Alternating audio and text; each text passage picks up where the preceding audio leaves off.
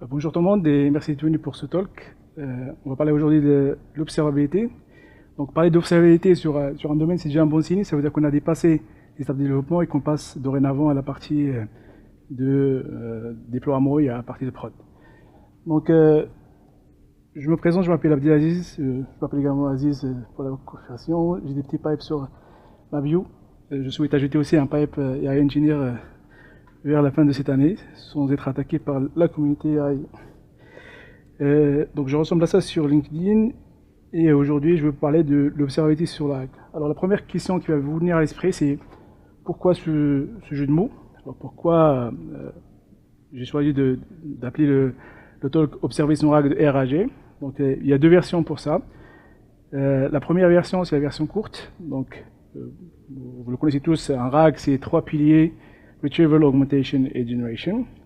Donc observer un RAG, ça va revenir à observer les trois piliers de ce mode, c'est-à-dire observer la partie Retrieval, la partie Augmentation et la partie Generation. Et le mot au-delà, c'est pour dire que ça ne suffit pas uniquement d'observer ces trois piliers, mais il faut également observer deux choses, à savoir les interactions et ce qui est retourné par le modèle. Donc ça c'est pour la version courte. La version longue, c'est que en préparant ce meetup, j'avais un peu la liberté avec Philippe et David de choisir n'importe quel talk, et j'avais à l'esprit de choisir quelque chose qui est beaucoup plus, on va dire, attractif et sexy en termes de titre. J'avais à l'esprit, je me suis inspiré d'un talk de Pedantic is all you need. Je me suis dit, est-ce que je peux pas faire quelque chose, par exemple, comme Elastic is all you need, quelque chose qui attire beaucoup plus d'attention. Et c'est pas faux, parce que quand on parle d'une application et qu'on dépasse le stade de développement, on parle pas uniquement de la partie développer une application et la faire son CI et faire la maison, sa maison prod, mais également il y a la partie observabilité et la partie sécurité. Et quand on pense à Elastic, et que Elastic il coche les 3 cases sur 4, la partie développement il est utilisé en tant que base de données, la partie observabilité est utilisée pour l'observabilité, la partie sécurité est utilisée par la partie CM. Donc ça a du sens d'utiliser ce titre et dire que Elastic is all you need pour une application RAG. Mais pour un talk de 20 minutes, c'est pas possible d'aborder les trois sujets, donc je me suis contenté de ce titre de Observation RAG de RAG.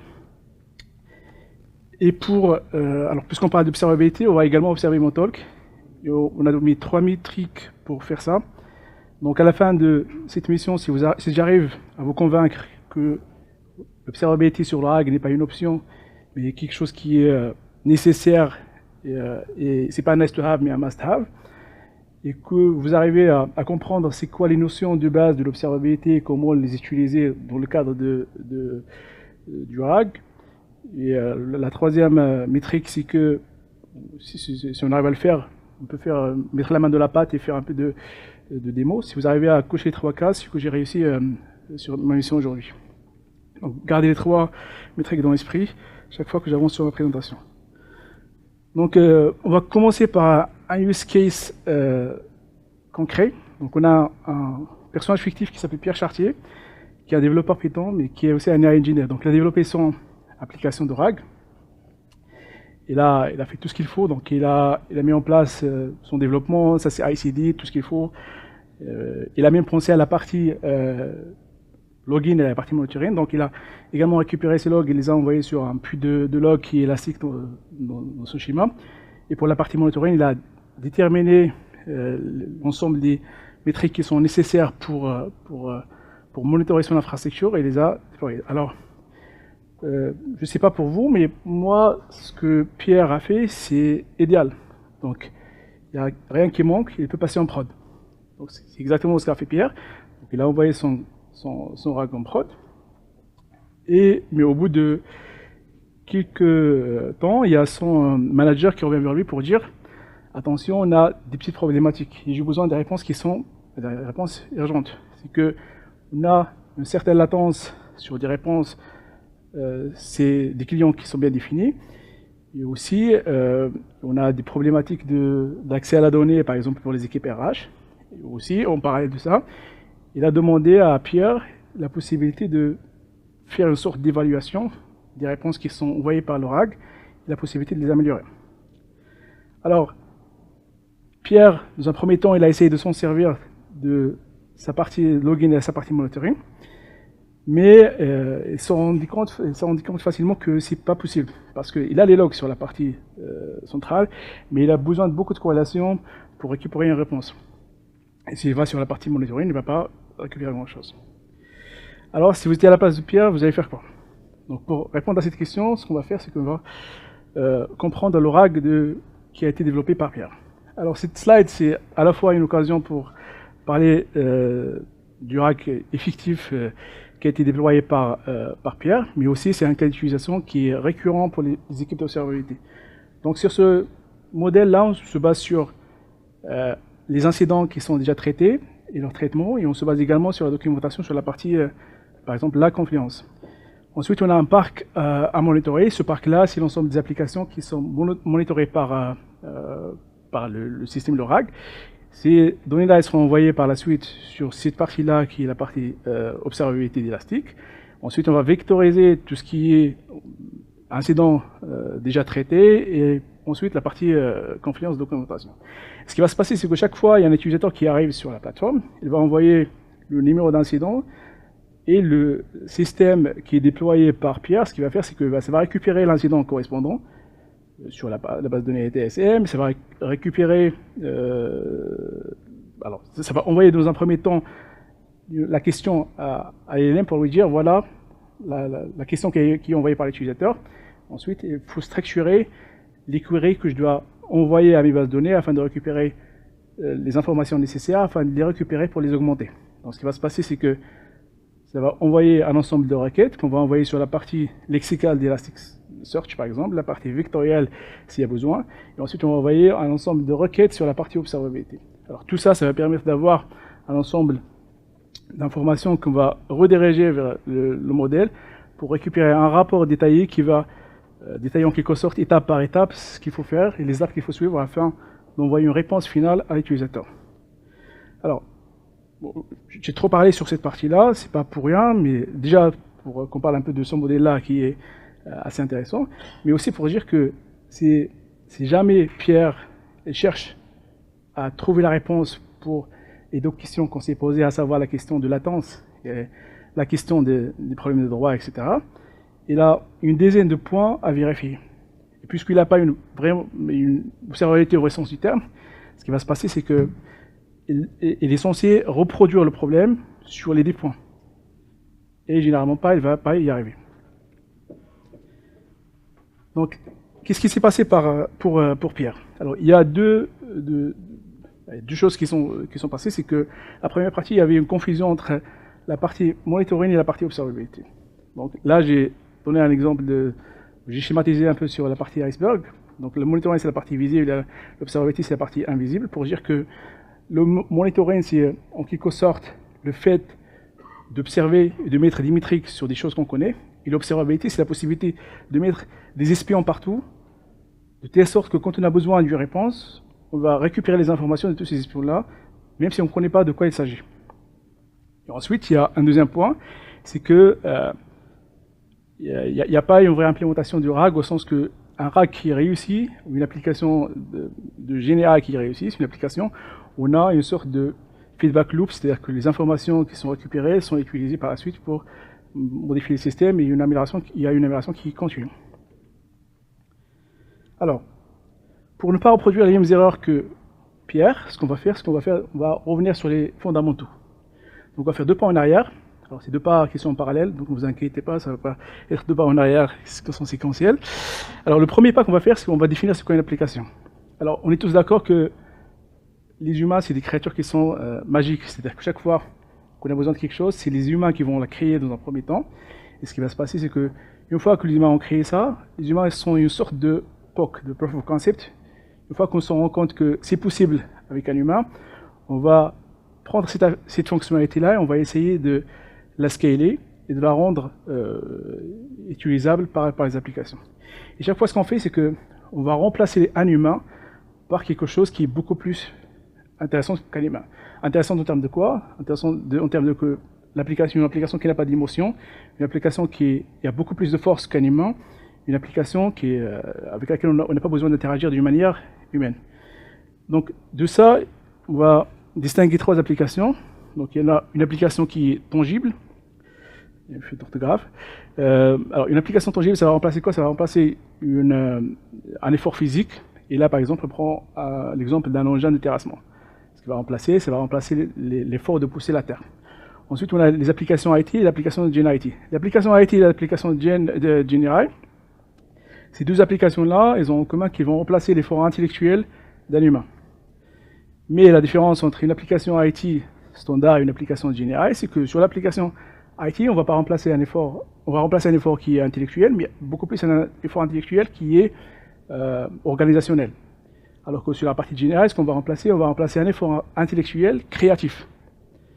Et là, par exemple, on a l'exemple d'un CRM sur la partie AI, et sur la partie de GenAI, on a un exemple de Pierre. Alors pourquoi on a fait cette distinction-là? C'est parce que par la suite, on aura besoin de mesurer la performance de l'application. Parce qu'on remplace évidemment un humain, donc on doit comparer cette application-là à un effort humain.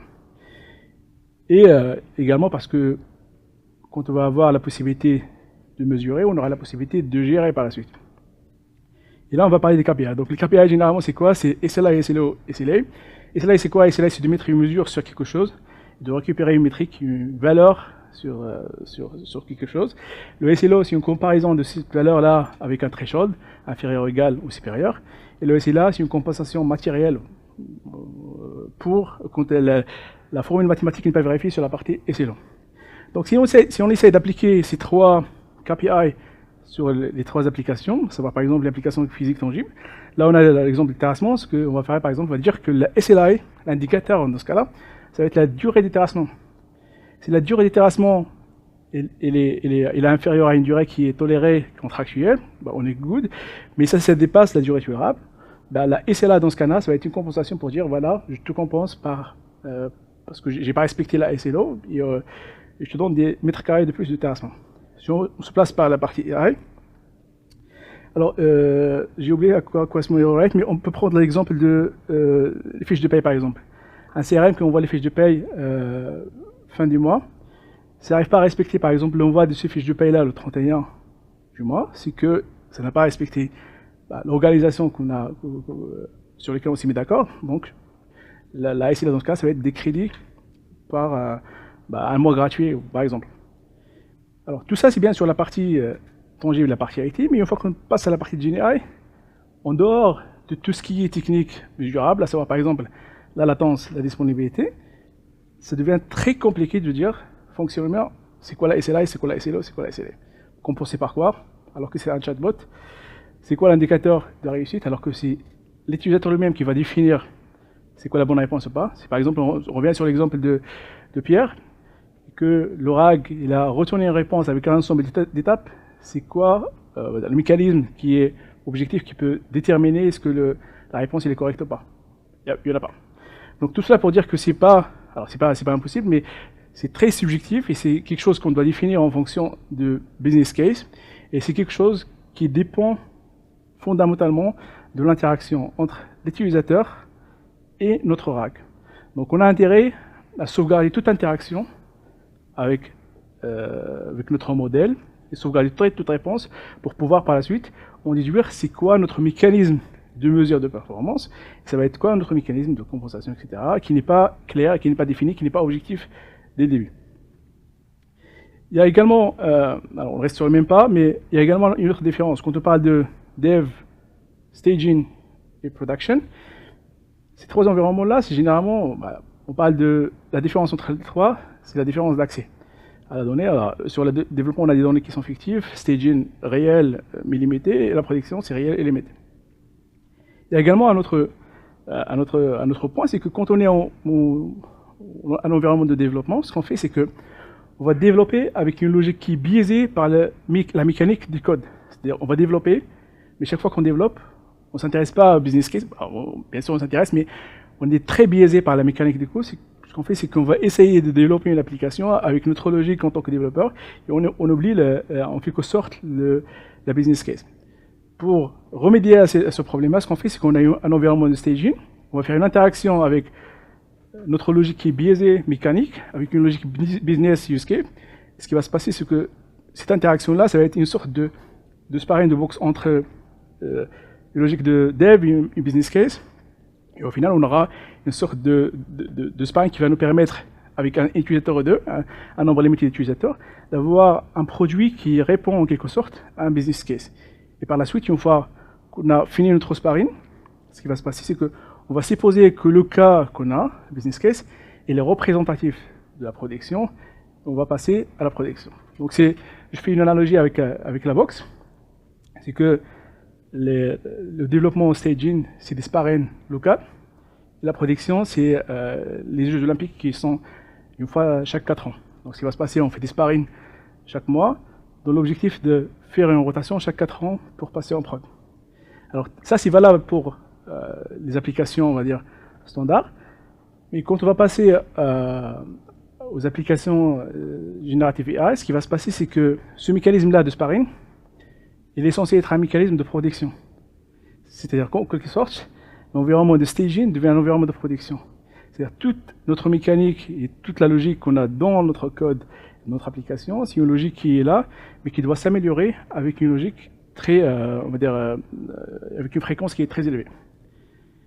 Car quand on parle d'une application de GenAI, le faire un POC ou faire quelque chose qui est présentable pour un dev, c'est très facile. Ce qu'on va faire, c'est qu'on va choisir un modèle, on va choisir un embedding model, on va choisir un LLM et puis une base de données, et puis on va mettre un peu de code partout, et on va sortir quelque chose qui est fonctionnel. Et d'ailleurs, si vous utilisez par exemple Elasticsearch, rien qu'avec l'Elastic Cloud, vous avez la possibilité de suivre quelques étapes et facilement vous allez vous retrouver avec un rack qui est opérationnel et vous allez avoir la possibilité de créer quelque chose qui est déjà présentable. Mais quand on passe à la production, il y a beaucoup plus de choses à tenir en considération. Rien que par exemple quand on parle des évaluations, des prompt engineering, du ranking par exemple pour le search, des records, des précisions, etc. Et rien que le choix par exemple de l'embedding model, c'est quelque chose qui doit se faire avec minutieusement. Puis on a le context window, les guardrails, le token consumption, etc. Donc tout ça pour dire que une application qui est GenAI, une application RAG ou GenAI, c'est beaucoup plus compliqué qu'une application, on va dire, au mode POC, et beaucoup plus compliqué qu'une application qui est standard. Donc ce qui va se passer, c'est que pour toutes les mots que j'ai mentionnés sur la partie prod, les EVAs, les prompt engineering, les rankings, etc., se basent sur l'interaction de l'utilisateur avec notre système. Par exemple, vous pouvez créer une base de données des évaluations. Ce que vous allez faire, c'est que vous allez prendre les réponses qui sont récupérées par l'utilisateur. Vous allez, par exemple, avoir un mécanisme de thumb up ou thumb down pour dire que le résultat est correct ou pas. Et vous allez mettre le résultat récupéré, le résultat attendu, etc. Prompt engineering, vous ne pouvez pas le faire si vous n'avez pas une interaction avec l'utilisateur qui est sauvegardée quelque part. Le re-ranking, tout ça, le recoller précision. Vous pouvez vous amuser à le faire avec un POC. Ça va toujours marcher, mais une fois que vous avez passé en prod, vous avez besoin de beaucoup plus d'informations pour le perfectionner. Donc tout ça pour dire que l'observabilité dans un cadre de RAG n'est pas une option, mais vraiment c'est le cœur de l'amélioration de notre application et le cœur de sa maintenance. Alors j'espère que jusque-là, j'ai couvert le premier point qui était de vous convaincre que l'observabilité n'est pas une option. Et là, on va passer à la définition de l'observabilité. Donc, on va faire un pas en arrière également sur la partie log. Alors, sur la partie log, j'ai pris un exemple d'une application sur 3 services. Donc, il y a un utilisateur qui va faire appel à un service, qui va faire appel à un autre service, etc., jusqu'à arriver à la base de données. Donc, si on prend un exemple plus concret, si je prends que le premier exemple, c'est par exemple ici David. Donc David, il va me demander de lancer une application. Moi, je suis le deuxième service. Le troisième service, par exemple, c'est l'écran. Si on pense à la partie login et comment les logs sont faits dès le début, c'est que la log, c'est quoi? C'est un timestamp, un temps, 2 points, une action. Et c'est par exemple, je prends le premier service. Là, David, il m'a demandé de lancer le meetup. Pour loguer cette action-là, ce qui va se passer, c'est que je vais prendre le temps de l'action, par exemple, je vais mettre l'action à côté. Donc ce qui va passer sur le deuxième service, c'est que moi j'ai lancé mon meetup, je vais avoir un carnet à côté de moi, je vais noter comme quoi j'ai lancé le meeting, etc. Alors ça a été toujours la partie login, ça n'a pas changé depuis la nuit des temps.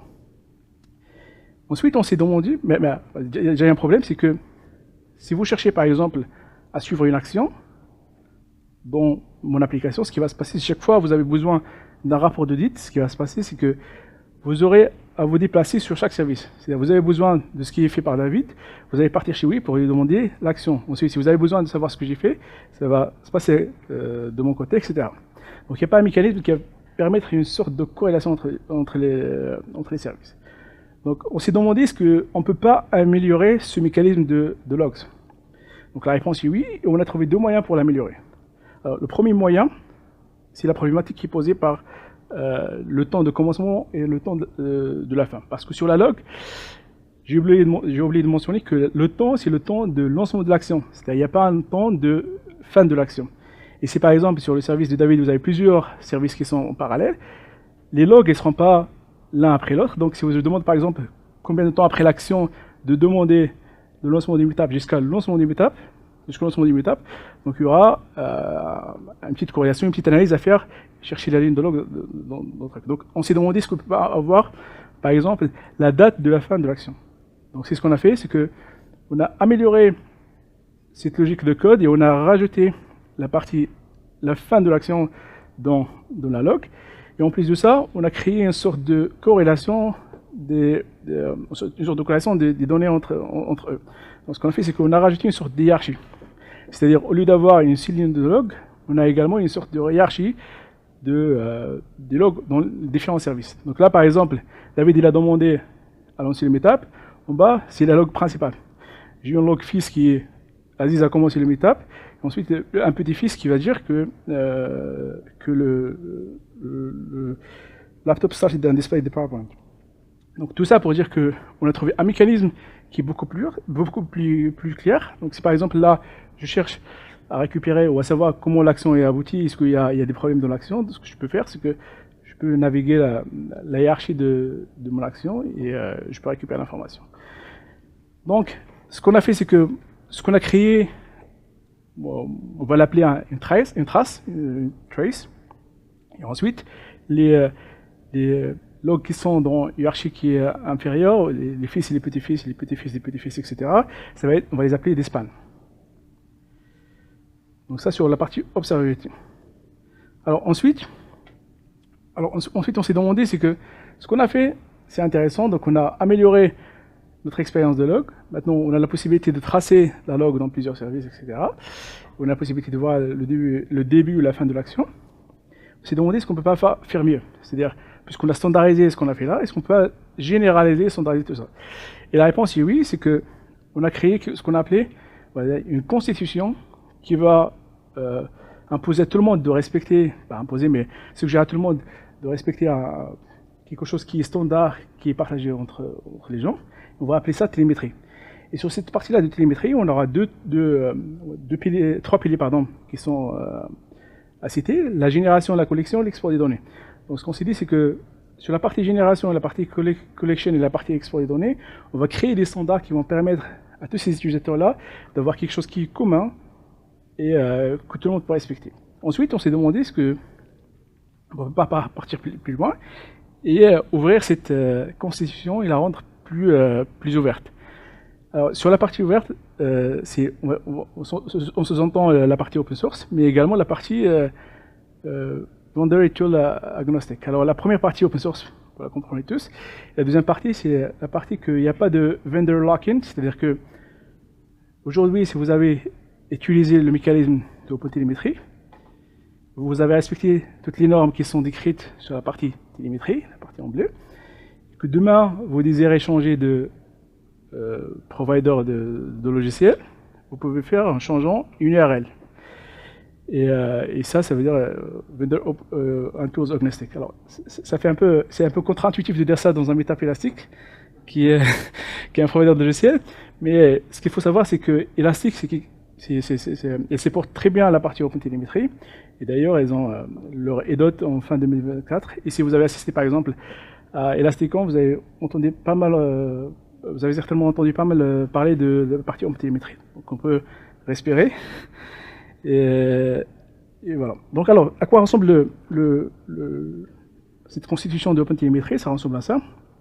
Donc il y a une sorte de projet open source qui est créé chez Cloud Native Computing Foundation et qui va détailler en quelque sorte les tous les mécanismes qu'il faut respecter pour avoir une observabilité qui est standard et qui respecte les normes et que demain, si vous avez changé avec votre vendeur, vous pouvez switcher très facilement. Alors, si je clique par exemple sur la partie dev, alors ce qui est intéressant à savoir sur cette partie-là de OpenTelemetry, on ne va pas détailler tout ça, mais il y a quand même deux choses que je voulais aborder, c'est la partie signals. Alors la partie signals, c'est la partie qui va parler de tous les types de télémétrie qu'on peut récupérer d'un système. Et là, on parle de traces, métriques, logs et baggage. Alors la trace, on vient de l'expliquer. La métrique, c'est ce qui va changer d'une métrique à une log. Une métrique, c'est une mesure qui est récupérée avec une fréquence donnée et qui n'est pas récupérée par une action, qui n'est pas générée par une action. Ça reste toujours une action qui a un timestamp, mais c'est une action qui est récupérée régulièrement. C'est une gauge qu'on récupère, une gauge qu'on récupère régulièrement, sans avoir besoin d'avoir une action qui va déclencher cette récupération. Ensuite, le log, on l'a expliqué au tout début, c'est juste un timestamp avec une action, event log. Ensuite, le baggage, c'est ce qui va permettre de transporter là, on va dire, les données entre la log parent et puis les child span, ou les logs qui sont au-dessous. Ensuite, il y a la partie instrumentation. Donc là, c'est la partie, on va dire, l'objet, et là, c'est l'action. Instrumentation, instrumentation. Alors ça donne une idée sur comment on va instrumenter notre application pour récupérer les données. Et là, l'OpenTelemetry, il distingue trois types: Zero Code, Code-Based Libraries. Alors Zero Code, c'est un mécanisme qui va vous permettre de récupérer les données sur une application qui est déjà en prod, via un mécanisme qui s'appelle Monkey Patches, c'est-à-dire sans avoir à changer votre code qui est déjà en prod, vous avez la possibilité de récupérer les métriques par un mécanisme qui va injecter une sorte de code dans votre application qui est déjà en production.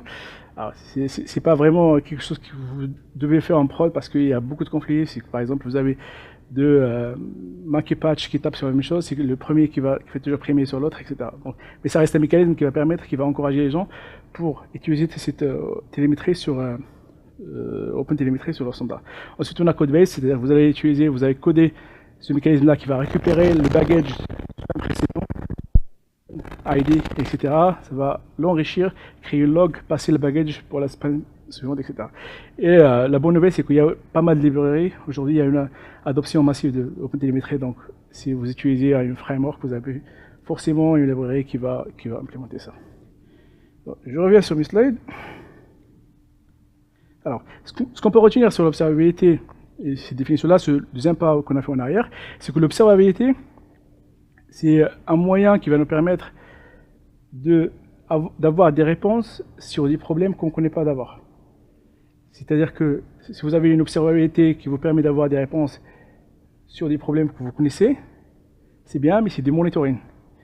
Si votre observabilité elle est leveled up, c'est-à-dire qu'il dépasse ce stade-là et qu'on a la possibilité de récupérer beaucoup plus que ça et d'avoir la possibilité de récupérer des réponses sur des problématiques qu'on ne connaît pas, ça veut dire que vous avez une observabilité qui est correcte. Et de ça, on va définir ce qu'est une observabilité qui est parfaite. Alors, j'ai pris la définition d'Elastic qui est assez intéressante, c'est que une observabilité, c'est récupérer des réponses sans creuser. Et creuser, ça veut dire quoi? Le digging, c'est-à-dire le temps que vous passez soit à faire des corrélations sur le log que vous avez récupéré. Si on revient toujours sur l'exemple de Pierre, les logs qu'il a récupérés sur Elastic, c'est un peu des logs. Il a les logs, mais il a toujours un effort, il a toujours besoin d'un effort pour faire la corrélation pour ce log-là, pour définir c'est quoi le problème. Ensuite, c'est les greffes que vous allez faire sur les machines, etc. Et les réponses, c'est le root cause analysis, etc. Le root cause analysis, etc. Donc là, il y a une échelle qui en découle, c'est que si on fait une échelle sur le digging scale, c'est que vous avez juste 0 si vous avez si vous ne creusez pas pour récupérer une réponse, c'est que une fois que vous avez un problème, que vous cherchez la réponse, vous allez partir sur votre plateforme d'observabilité, que vous cliquez en 3 clics de bouton, vous avez la réponse. Par exemple, la latence, si vous avez un système d'APM ou de tracing, directement on va partir sur la réponse. Les queries qui ont une latence supérieure, on va cliquer, on va voir par exemple, parce que la réponse, le temps de réponse il est élevé sur la base de données. Donc là, on parle d'une observabilité qui est idéale et parfaite. Mais ça n'existe pas bien sûr, parce que l'observabilité c'est un système qui est itératif. Ensuite, on a une observabilité qui est pourrie. pour observability qui existe cette fois-ci. Mais cette observability, c'est que même si on a un système d'observability, qu'on a les logs qu'on a récupérés, mais on n'arrive pas à récupérer les réponses. On est toujours obligé à repartir sur des machines, à reproduire le problème pour avoir une réponse. Donc là, on parle d'une observability qui est pourrie. Il y a une métrique d'un point de vue stakeholder qui est intéressante dans ce cas-là, c'est que si vous êtes dans un environnement qui est budget sensitive et que vous voulez justifier par exemple votre observabilité, vous pouvez avoir une métrique sur votre incident et cette métrique-là, ça va mesurer le temps qui est passé par le développeur pour avoir une réponse. Par exemple, sur chaque incident, lors de sa clôture, vous demandez au développeur combien de temps il a passé pour résoudre le problème et combien de temps il a passé pour récupérer la question. Vous allez avoir une estimation de temps et ce temps-là, converti au jour homme, va vous donner le opportunity cost, le coût d'opportunité que vous pouvez investir par exemple sur l'observability. Le deuxième point qu'on peut récupérer de la partie OpenTelemetry, c'est qu'on a ce pipe-là qui est général. Alors, j'ai parlé de l'instrumentation, c'est la première partie. On va récupérer les données. Ensuite, on a le Telemetry Collector. Alors, le Telemetry Collector, en quelque sorte, c'est un peu similaire au mécanisme d'agent, si vous avez l'habitude d'utiliser l'agent sur Elastic. Et ensuite, vous avez la partie Observability Backend. Alors, sur cette partie-là, il y a la partie receiver. Receiver, c'est pas uniquement quelque chose qui reçoit, mais ça peut également être un mécanisme qui va pouler. Donc le nom receiver, c'est pas très précis, mais pour dire que vous instrumentez votre application sur une infrastructure donnée, vous allez récupérer la télémétrie, vous allez envoyer sur un OpenTelemetry Collector, et ça va être envoyé par le Observability Backend. Et comme j'ai dit, l'Observability Backend, c'est une URL, si vous la changez, vous changez de vendeur. Alors, il y a un détail très important, c'est que quand j'ai parlé d'OpenTelemetry, c'est un standard qui est open source, donc il y a pas mal d'applications qui sont dessus, donc il y a pas mal de startups qui sont créées dessus, parce que c'est tellement très facile, c'est tellement très standard, il y a pas mal de choses, donc il y a des gens qui se sont amusés à créer des applications au-dessus et à ajouter la partie AI ou la partie LLM à côté pour dire qu'on fait de l'observability pour LLM. Et ce qui est commun entre ces applications-là et pourquoi je les mets en Ligue 2, c'est parce que ces applications-là, ils sont encore en phase de création de l'UI, ils ne sont pas encore en phase de l'optimisation et de l'amélioration. Vous allez généralement prendre un open source qui va être un wrapper de Jaeger ou quelque chose comme ça. Ensuite, on a les grands joueurs, cette fois pas le PSG, mais pour dire que les grands joueurs, c'est généralement on parle de Dynatrace, Datadog et Elastic. Ce qui est commun entre ces trois joueurs-là, c'est qu'ils ont dépassé déjà la partie du user interface, donc ils sont beaucoup plus sur la partie optimisation et comment stocker les données, etc. Et donc ils sont bien avancés. L'autre point commun, c'est que ils ont beaucoup plus de produits, en plus de LLM Observability. Toutes les applications que j'ai citées dans la Ligue 2, des applications qui se proclament se spécialiser sur la partie LLM, alors qu'elles font que la même chose que la Ligue 1 fait. Et la Ligue 1 a beaucoup plus de produits, par exemple, vous avez beaucoup plus de produits d'observability sur les trois produits. Ce qui est la différence entre les trois, c'est la partie open source et la partie gratuite. Donc là, on distingue Dynatrace et Datadog, c'est des solutions généralement SaaS, et la partie Elastic, vous avez la possibilité d'utiliser la partie gratuite et la partie open source. Il y a également un facteur de coût, c'est que Dynatrace et Datadog, c'est tellement très cher, et Elastic, c'est moins cher par rapport à d'autres solutions. Ça, vous pouvez voir, faire un comparatif rapidement. Il y a un autre détail que je souhaiterais souligner, c'est la différence entre LLM Observability et LLM Tracing. Quand on parle d'une observability de quelque chose, par exemple une observability d'Elastic ou une observability d'un cluster, on s'intéresse à ce qui se passe à l'intérieur. Et donc, quand je dis LLM Observability, je m'intéresse à ce qui se passe à l'intérieur du modèle. Et si je prends par exemple l'exemple d'Elastic, je fais Elastic Observability, je m'intéresse au sharding, je m'intéresse aux réplications, je m'intéresse à tous les paramètres, query rate, etc., tous les paramètres qui se passent à l'intérieur de mon modèle. Sauf que vous allez trouver, c'est un abus de langage, mais vous allez trouver sur pas mal de produits que LLM Observability, généralement ça va entendre LLM Tracing. LLM Tracing, c'est quoi? C'est qu'on va considérer ce modèle-là comme un black box ou une API. Tout ce qui nous intéresse, c'est notre interaction avec ce modèle-là, c'est-à-dire que je lui ai envoyé une question, je vais récupérer une réponse et je vais sauvegarder le nombre de tokens que j'ai consommés, etc.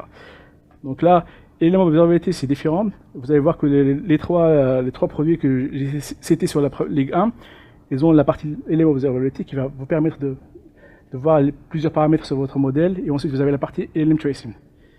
Et si je prends par exemple ce qui est offert par Elastic, vous allez voir que on a la partie Basic Platinum Enterprise, et vous allez voir que tout en bas, vous avez la partie Element Tracing. C'est-à-dire qu'avec la partie gratuite, vous avez la possibilité de faire Element Tracing sans rien payer. Je crois qu'on a beaucoup parlé. J'espère que j'ai réussi à vous faire comprendre les deux premiers points, c'est-à-dire à vous convaincre de l'importance de l'observabilité. Et le deuxième point, c'est ce qu'on se met d'accord, c'est quoi l'observabilité et quels sont les termes qu'on peut utiliser sur l'observabilité. Maintenant, on va passer à comment on peut commencer à utiliser tout cela. Donc il y a un Meetup 87 d'Elastic qui traite la partie observabilité d'une application standard régulière. Donc vous pouvez commencer par ça. Donc ça va vous montrer déjà, d'ailleurs il y a un comparatif entre Dynatrace et Elastic, je crois que c'est une migration de Dynatrace sur Elastic sur la partie APM. Et vous allez voir que comment instrumenter une application pour récupérer tout ce qui est télémétrie. Ensuite, une fois que vous avez ça, vous avez récupéré le knowledge nécessaire pour instrumenter une application. Par la suite, il faut étendre votre niveau de connaissance vers la partie LLM. Et la partie LLM, il y a un GitHub Elastic officiel sur lequel on peut tester. On va faire la démo tout de suite. Et ensuite, une fois que vous avez fait tout ça, vous avez également la possibilité d'avoir tout ça, une même application, sur les Elastic Observability Labs. On a rencontré un petit problème technique durant le live du Meetup. Donc on a dû enregistrer la vidéo pour la partie démonstration. Et c'est pourquoi vous allez voir une différence de son entre le début de la vidéo et cette partie. Donc pour cette démonstration, on va se baser sur l'exemple Elastic Hotel qui est disponible sur le repo officiel d'Elastic. Pour cela, on va partir sur la partie Examples. Et là, on va voir qu'on a deux exemples, exemple Flask et exemple OpenAI. Deux exemples pour l'instrumentation. Donc, puisqu'on parle aujourd'hui de RAG, on va partir directement sur la partie OpenAI. Quand tu vas cliquer sur Readme, on va voir l'ensemble des étapes qu'il faut suivre pour avoir cette démo et reproduire ce projet chez soi. Donc, la première partie, c'est une création de Virtual Environment. Donc là, il faut juste souligner que ce bout de code il est valable pour Mac et Linux, donc il faut l'adapter pour la partie Windows, pour les utilisateurs de Windows. Il suffit juste de googler comment créer un environnement virtuel et vous aurez les commandes. Ensuite, on aura la partie installation du package OpenTelemetry. Et par la suite, il va falloir instrumenter avec une approche zéro code qu'on a mentionné tout ce qu'on a installé. Et par la suite, il va falloir installer tout ça. Donc avant de faire tout ça, il faut créer un fichier de variable d'environnement. C'est un fichier que j'ai préparé ici. Et ce fichier-là comprend trois parties principales. Alors, la première partie, c'est l'API Key. Donc c'est ce que vous pouvez récupérer si vous avez un compte OpenAI API. Sinon, vous pouvez utiliser le modèle Ollama qui est ici en local. Ensuite, on a les trois lignes qu'on va récupérer d'Elastic. On va voir comment faire ça. Et au final, on a comment on va nommer notre modèle ou notre service sur Elastic. Alors, pour récupérer ces trois informations, je vais partir sur Elastic. Donc là, c'est un projet que j'ai créé gratuitement sur Elastic. Et là, je vais partir sur la partie serverless et je vais ouvrir mon projet.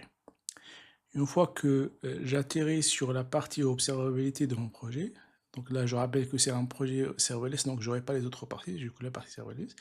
Je vais partir directement sur la partie application et puis Service Inventory.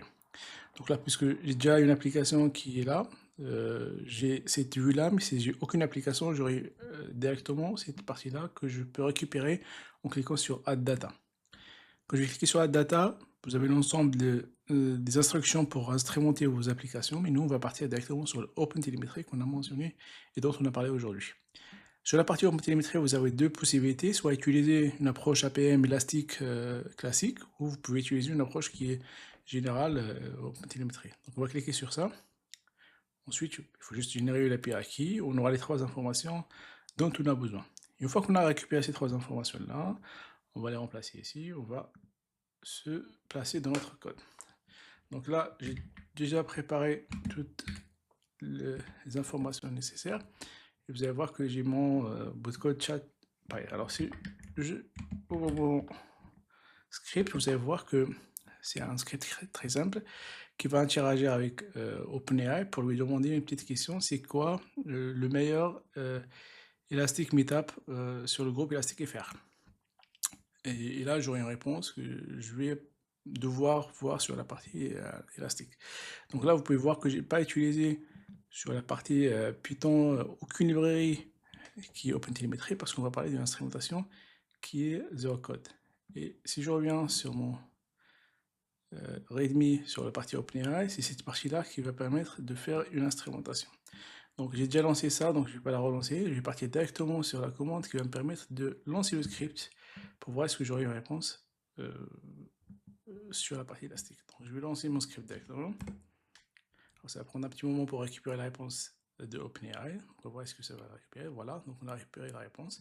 Et là, la réponse est le meilleur élastique Meetup, c'était le 96 qui est animé par Aziz et Vincent. Donc là, je vais partir sur la partie Observability pour voir est-ce que j'ai récupéré toutes les informations dont j'ai besoin pour voir et monitorer et observer mon application. Donc je vais partir sur mon application, je vais toujours partir sur la partie Service Inventory. Et là, vous allez voir que j'ai détecté, il a détecté mon application qui est là. Si je vais sur la partie Service Map, je vais effectivement voir que j'ai mon application, mon script, qui interagit avec un autre service qui s'appelle OpenAI. Si j'avais une application par exemple Flask avec une interaction avec d'autres bases de données, etc., j'aurais un schéma qui est beaucoup plus intéressant, avec beaucoup plus d'interactions, etc. Et là, par exemple, puisqu'on a beaucoup d'interactions, il a détecté que ça. Donc là, si je reviens sur mon application et que je clique dessus, vous allez voir que j'ai un tableau qui va regrouper l'ensemble des métriques qui sont nécessaires pour suivre mon application. Ça va par exemple la latence, il y a un seul call ici, donc il y a un seul point, le throughput, les transactions, etc. etc. Donc là, j'ai un ensemble d'informations qui vont vous permettre de voir la performance de l'application. Et si j'ai besoin d'informations sur les transactions, par exemple pour détecter, pour voir et pour analyser, comme on a dit l'exemple du rack de Pierre, pour voir une latence sur une query, je peux partir sur la transaction. Et si je descends en bas, je peux voir mon service qui est juste là. Et quand je vais cliquer dessus, et que je descends, donc j'ai toujours des informations sur tout ça. Mais en plus de ça, je peux partir et voir l'ensemble des traces qui sont enregistrées sur mon application. Donc là, vous allez voir que j'ai des informations de latence, j'ai une information de l'hierarchie de mon call, je peux suivre, etc. Mais là, vous allez voir que j'ai un seul call qui est envoyé à ChatGPT, c'est pourquoi j'ai un seul niveau d'hierarchie, j'ai que la log principale et une span au-dessous. Je peux cliquer sur la metadata et là je peux avoir toutes les métadatas, toute la métadata nécessaire pour moi pour suivre ce qui a été fait. Par exemple là, il y a une information très intéressante qu'on peut récupérer, c'est l'ensemble des tokens qui sont consommés et qu'on peut convertir par exemple à une valeur monétaire qui va correspondre à notre consommation du service OpenAI. J'ai également un autre ensemble de métriques que je peux exploiter par la suite et le rendre un dashboard intéressant pour suivre. Ce qui est encore plus intéressant, c'est que je peux récupérer les logs de ces transactions. Et là, par exemple, je peux cliquer sur ce message-là. Alors, ça doit être le premier, le 24. Et si je clique dessus, vous allez voir que je peux également enregistrer mon interaction avec le modèle parce que je peux voir ce que j'ai envoyé à mon modèle. Donc là, je vais envoyer la question et j'ai triché sur le code pour vous dire, il faut dire que le Meetup 96 qui est le meilleur. Donc là, j'ai cette réponse-là, j'ai un ensemble de metadata aussi qui sont intéressants, que je peux récupérer par la suite pour réaliser toutes les évals et le prompt engineering, etc. Donc là, je reviens sur la réponse. Je peux également voir la réponse. Et voilà, c'est la réponse qui est retournée par le modèle et je peux voir aussi l'ensemble des métadatas de cette réponse. Donc à partir de ces logs-là, je peux créer un ensemble de datasets qui vont me permettre de faire les evals, changer de prompt engineering, amélioration de mon RAG, etc. Donc là, si je récapitule, donc j'ai pu, par une instrumentation zero code, lancer un script, instrumenter ce script-là via mon approche qui est zero code, en utilisant la librairie Elastic OpenTelemetry. Ensuite, j'ai pu récupérer toutes ces données-là et les envoyer sur la partie Elastic Telemetry. Et à partir de ça, Elastic m'a permis d'avoir des vues de performance et de login de toutes les transactions qui vont me permettre par la suite à la fois de monitorer mon application et aussi de pouvoir récupérer toutes les informations nécessaires qui vont me permettre par la suite d'améliorer mon modèle et mon application, qui est l'application RAG dans ce cas-là. C'est la fin de cette démo. Merci pour votre attention. Mais j'espère que vous avez compris un peu le principe et mon objectif de ce meetup-là, c'est pas de faire une démonstration ou de faire une sorte de démo qui est traditionnelle, mais beaucoup plus de vous convaincre que l'observabilité n'est pas une option dans le monde du RAG. L'observabilité, c'est quelque chose qui est très primordial et quelque chose qui est intéressant avant de passer en prod. Et ensuite, de vous donner un peu les billes pour pouvoir commencer à tester et à voir à quoi ça va ressembler une application de RAG. Donc, merci tout le monde et voilà.